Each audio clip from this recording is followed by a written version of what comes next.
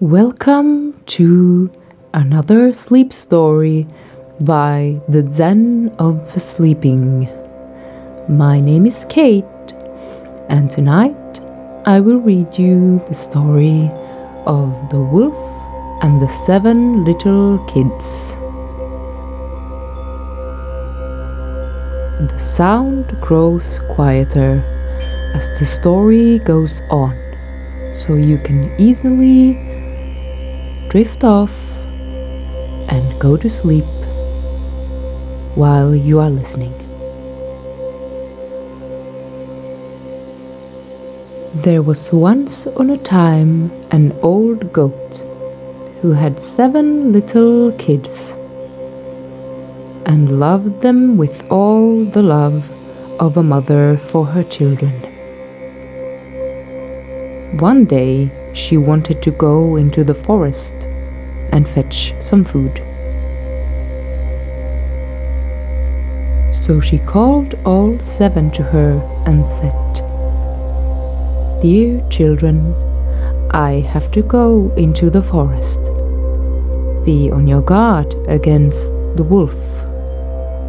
If he come in, he will devour you all, skin, hair, and all.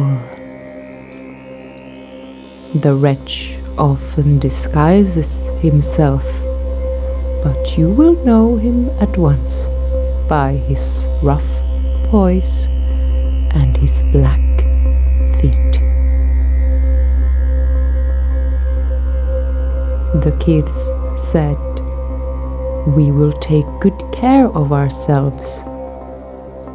You may go away without any anxiety."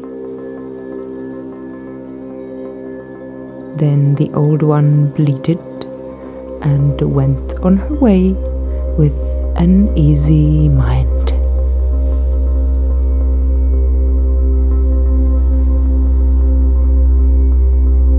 It was not long before someone knocked at the house door and cried, "Open the door, dear children, your mother is here and has brought something back with her for each of you." But the little kids knew that it was the wolf by the rough voice. "We will not open the door," cried they. "Thou art not our mother. She has a soft, pleasant voice, but thy voice is rough. Thou art the wolf."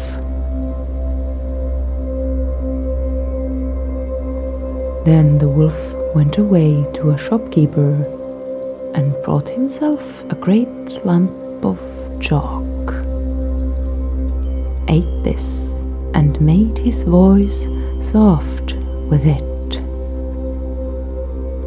Then he came back, knocked at the door of the house, and cried, "Open the door, dear children. Your mother is here and has brought something back with her for each of you." But the wolf had laid his black paws against the window, and the children saw them and cried, "We will not open the door. Our mother has not black feet like thee. Thou art the wolf." Then the wolf ran to a baker and said, "I have hurt my feet. Rub some dough over them for me." And when the baker had rubbed his feet over, he ran to the miller and said, "Strew some white meal over my feet for me." The miller thought to himself, "The wolf wants to deceive someone," and refused.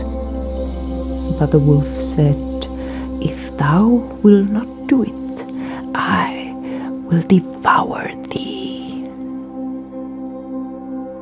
Then the miller was afraid and made his paws white for him. Truly, men are like that.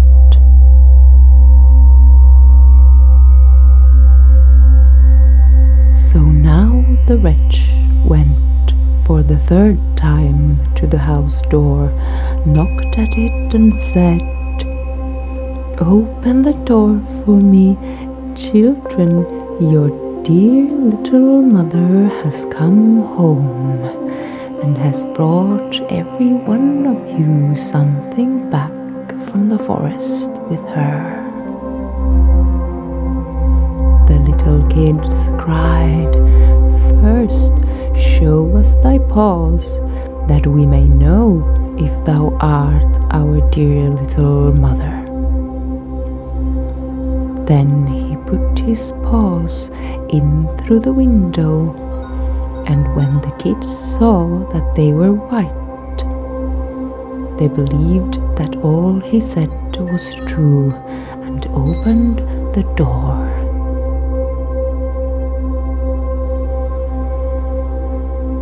But who should come in but the wolf? They were terrified and wanted to hide themselves.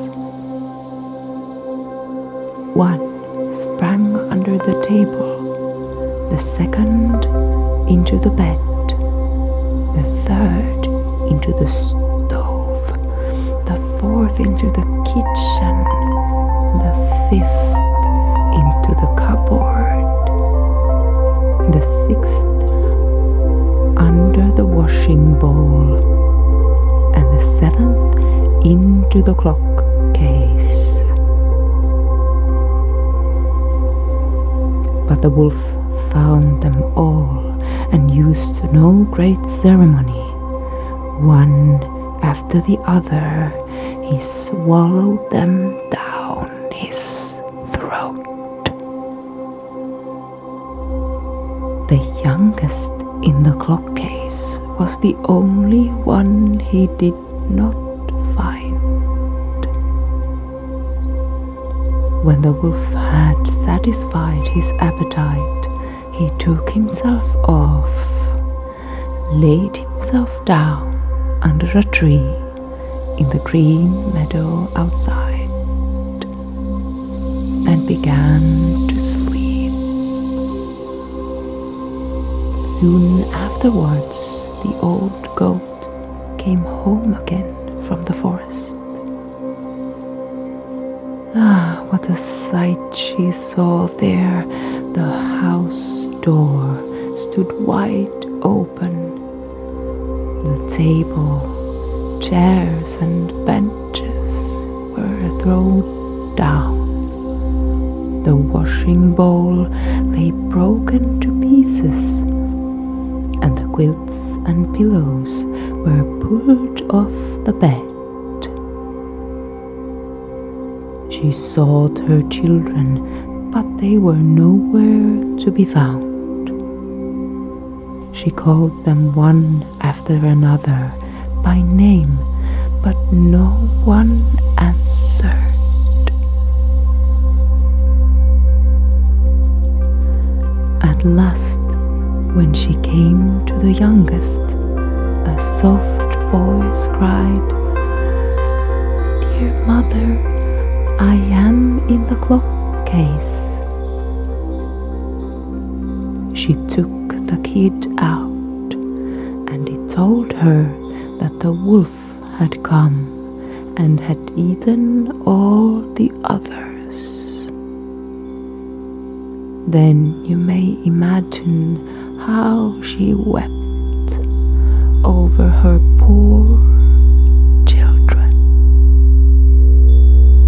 At length, in her grief, she went out, and the youngest kid ran with her.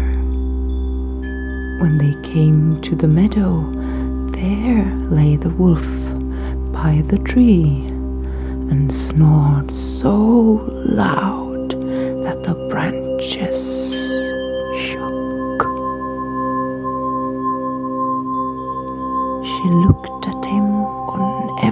sighed and saw that something was moving and struggling in his scorched body.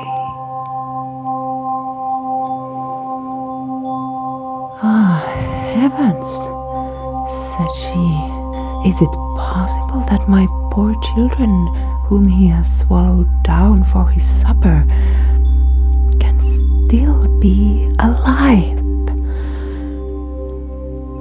Then the kid had to run home and fetch scissors and a needle and thread.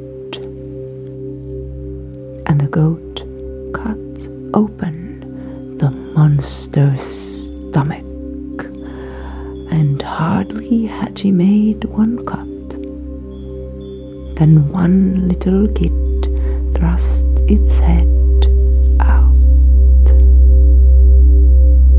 And when she cut farther, all 6 sprang out, one after another, and were all still alive, and had suffered no injury whatever. For in his greediness the monster had swallowed them down whole. What rejoicing there was! Then they embraced their dear mother and jumped like a tailor at his wedding. The mother, however, said, "Now go and look for some big stones, and we will fill the wicked beast's stomach with them while he is still asleep." Then the 7 kids dragged the stones thither with all speed, and put as many of them into his stomach as they could get in, and the mother sewed him up again in the greatest haste, so that he was not aware of anything and never once stirred.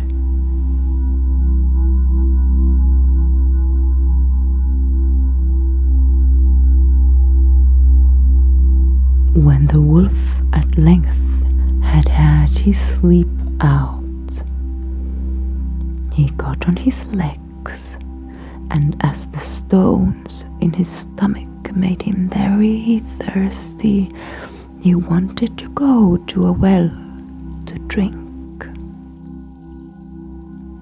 But when he began to walk and to move about, the stones in his stomach knocked against each other and rattled. Then cried he, "What rumbles and tumbles against my poor bones? I thought it was 6 kids, but it's naught but big stones." And when he got to the well and stooped over the water and was just about to drink, the heavy stones made him fall in, and there was no help, but he had to drown miserably.